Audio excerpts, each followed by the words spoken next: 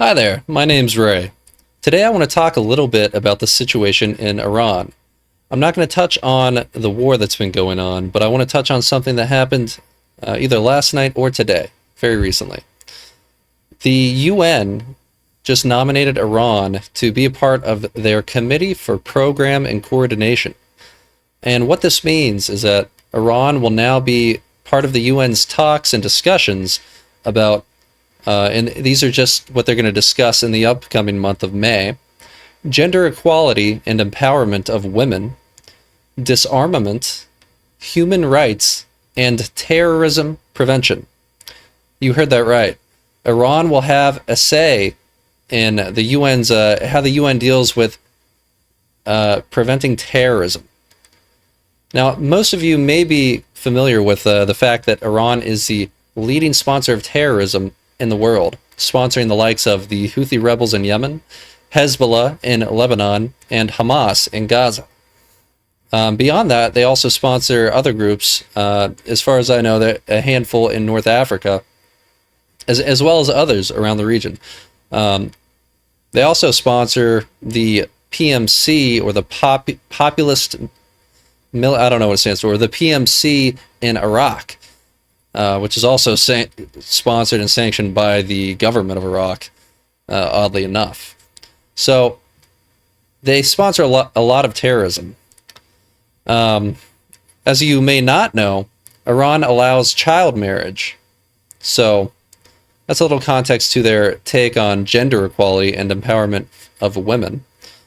As most of you now know, they admitted, one of their foreign ministers admitted on live television that they had 400, and probably still have, unless we did a secret op to obtain some of this uranium, they have 440 kilograms of 60% or higher enriched uranium, 60% being the threshold to create a nuclear weapon, a nuclear warhead. And they even have some of this uranium enriched all the way up to 90%. Now, I don't know why you would need uranium enriched beyond that 60% capability, all the way up to 90%. I actually have no idea. That's strange to me. But 60% is the threshold for a nuclear warhead. And they have 440 kilograms of this, which apparently is enough for, I've heard 10, I've also heard 11. 10 or 11 nuclear warheads. So they are actively pursuing nuclear armament. So that tells you their take on disarmament. Now, human rights. Some of you may not know. I think most people will know by this point. In late December and January, late December of last year, January of this year, there were massive protests and uprisings across Iran calling for regime change. Now, conservative estimates put the death total of the protesters there around 12 to 20,000. A lot of people throw the number 30,000 and higher out there. I've also heard 40,000. So we have 12 to 40,000, roughly 12 to 40,000 Iranian protesters who just in December and January were slaughtered by the Iranian government and the IRGC. So that tells you their take on human rights. So Iran's really not the best actor to be involved in discussions about gender equality and empowerment of women, just disarmament, human rights, and terrorism prevention. Unless, of course, you take the approach, or you play devil's advocate and you say, okay, well, they're experts on committing terrorism and human rights violations and arming, pursuing armament, nuclear armament, and discriminating against women. So maybe we could use their expertise on these things as examples of what not to do. Now, me personally, I think just looking at their actions is enough of an example of what not to do without including them in the talks and in the discussions in this Committee for Program and Coordination in the UN. Now, let's take a look. Let me show you this so you know I'm not bullshitting. Here we have the Islamic Republic of Iran has just been nominated to the UN Committee for Program and Coordination, which meets soon to shape policy on women's rights, human rights, disarmament, and terrorism prevention. Let's take a listen. May I take it? It's a very quiet. May I take it? I'm going to go a little louder, actually. My apologies. Okay. May I take it that the Council wishes to nominate Albania, Argentina, Cameroon, It's in alphabetical order. Pay attention. Guinea, India, Islamic Republic of Iran, There it is. Japan, Mexico, Pakistan, Republic of Moldova, Romania, St. Kitts and Nevis, South Africa, and Uruguay for election by the General Assembly to the Committee for Program and Coordination for a 3-year term. It is so decided. It is so decided. So there you go. See, right to left. And as I outlined, May 14th, they will meet to address gender equality and empowerment of women. May 19th, disarmament. May 21st, human rights. And same day, terrorism prevention. I guess human rights and terrorism prevention are so unimportant to the UN that they don't even get a dedicated day for each of them. Amazing. That's amazing to me. And I think this is just a schedule they posted here. So let's take a look first off at some of the human rights violations and atrocities they've committed recently. Here we have a post. Iran protester describes warehouses stacked with 1,500 to 2,000 bodies, including children. On January 8th, Iran went dark. Then the killing started. A protester searching. I may have been wrong about December last year. I'm not sure exactly when it started. Looks like it may have been January 8th or early January. My mistake. On January 8th, Iran went dark. Then the killing started. A protester searching Tehran's largest cemetery for a friend reportedly found warehouses full of corpses, children in small bags. This is what the regime did when it thought nobody was watching. Take a listen. It was 8 p.m. on Thursday, January the 8th. Just as these incredible images were emerging from protests in Tehran and other cities, Iran went dark.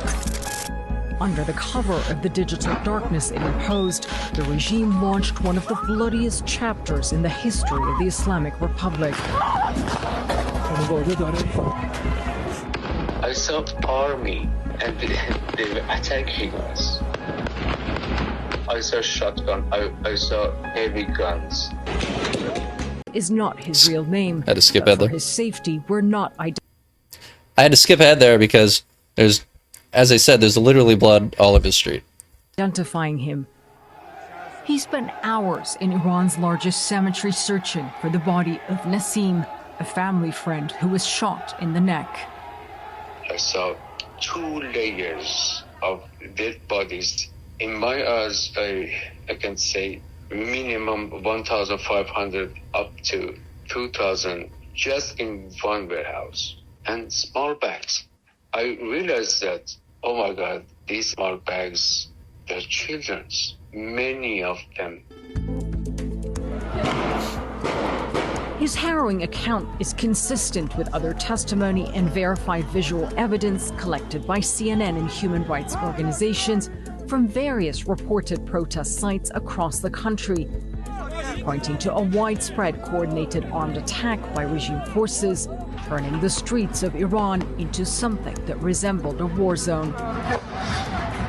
The world may never know the real scale of the loss and pain as a scarred nation slowly emerges from the night Iran went dark. And there are a lot of videos like this. So you can see body bags lining the streets there. I had to skip over some of the bloody parts because I don't want to Well, I don't want to go edit this in post. I'm just going to record and post. But we'll talk about it a little more. Here's one account. A 23-year-old student was killed in Iran's protests. Her mom searched through hundreds of bodies to find her. And we're going to take a look at this one specific account. There are many, many, many such stories just from the last couple months. So this is from CBS on January 14th. A 23-year-old fashion student was killed in Iran's protest. Her mother searched through hundreds of bodies to bring her home. Rubina Aminian was a full-of-life 23-year-old Iranian fashion student. Let me zoom in a little bit. Oh, my control button's not working. Rubina Aminian was a full-of-life 23-year-old fashion student with big goals for the future. She was shot and killed last week amid the protests, her aunt told CBS News, as she described how Aminian's mother forced her way into a morgue and carried her daughter's body out. I can confidently say that it was the most difficult day of my life, Aminian's aunt, Hilala Nouri, told CBS, of the day she learned Aminian had been shot. When they confirmed she had been killed, my whole body was burning. I don't know how to describe that moment to you. I've been unable to sleep for more than 2 hours since Saturday. I feel like a rock is in my throat. I cannot swallow anything. On the evening of January 8th, Aminian left her university and joined the large crowds marching in the streets in the capital city. There, her family says she was shot at close range in the back of the head. And this is her. A beautiful young woman. And it seems like every account I see of an Iranian woman who has been put to death by their government, it's a beautiful young woman. Almost every time. As opposed to what we get in the streets here in the States. When Aminian's family heard the news of her death, they immediately left Kermanshah, where they live, and drove to Tehran to find her body, Nouri said. They found out the location of the morgue where they believed her remains were located and went there to try to find and bring her home. When they arrived, Nouri said her sister, Aminian's mother, described seeing hundreds of bodies all lying on top of each other. She said the children of people, all of them, had been shot in their heads, their necks, directly in their heads. They were all lying on each other, and my sister was forced to see those beautiful faces in order to find our dear Rubina. Nouri told CBS that Aminian's mother searched the bodies outside the facility. So this is a morgue, and they still had bodies all outside the facility. So they're way beyond capacity if they have it going on. But couldn't find Aminian. She was initially not allowed inside the facility, but managed to force her way in. She was forced to carry her daughter's body and steal it because they didn't give her permission to take out the body, Nouri told CBS. She was forced to carry the body of her 40-kilo daughter and take her outside. She stole the body from them and held it for many hours until they arrived at Kermanshah. Nouri said she holds Iran's Supreme Leader Khamenei, the Islamic Revolutionary Guard Corps, and the Islamic Republic of Iran directly responsible for the death of her niece. They're the only ones responsible for it, she said. What the Islamic Republic took from us, was a girl who was full of passion and love for life, and she shared that passion everywhere. She wanted to create her own future. She believed that you should create your own future with your own hands. She didn't wait for anyone to create her own future for her. Because of this, she took to the streets to gain her freedom, just like all the young people we've lost on the streets. She was hands-on. She never wanted anyone to do anything for her. She knew what she wanted to do, and she knew how to do it. And I'm really proud of her. I'm proud of her choice, even though it's very painful for me. I will have to live my life with this pain. I might never be the same, but I'm proud of her sacrifice, her path, and I hope that her blood has not been spilled in vain. Nouri said she hopes President Trump will take action against the current leader of Iran. It's now time for action, she said. It's not the time for him to think about what to do. At least 12,000 and possibly upwards of 20,000 are now feared dead in Iran. Read this again. At least 12,000 and possibly upwards of 20,000 are now feared dead in Iran. CBS News reports. What day was this? January 14th. What day did Iran cut the internet to their people? January 8th. So we're talking about 6 days, or maybe a week if you include the 8th or include the 14th, whatever. 12 to 20,000 in 6 days to a week. And this lasted much longer than that. So there are countless stories like this. I saw one on here, and I was going to go through, bring up a bunch of examples, but it was starting to just be too much for me.